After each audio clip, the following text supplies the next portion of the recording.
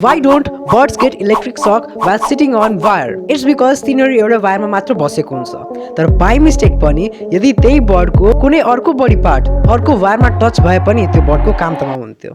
Actually electric current अझै के होइन खालि हाई पोटेन्शियलदेखि लो पोटेन्शियलसम्म इलेक्ट्रोन्सहरूको फ्लो मात्र हो। र इलेक्ट्रिक करेन्टको एउटा अझै के मेन फिचर हुन्छ भनेपछि यसले ट्राभल हुनको लागि सधैँ सर्टेस्ट पाथलाई सेलेक्ट गर्छ र बर्ड एउटा वायरमा बस्दा अलमोस्ट उसको दुवै खुट्टा सेम पोटेन्शियल भएको वायरमै हुन्छ र यस्तोमा इलेक्ट्रिक करेन्टले ट्राभल हुँदा सोच्छ कि म ठुलो रुट लिएर बर्डको भित्रबाट किन जाऊ, म सानो रुट लिएर सिधा सिधा गइहाल्छु, सर्टकट लिन्छु।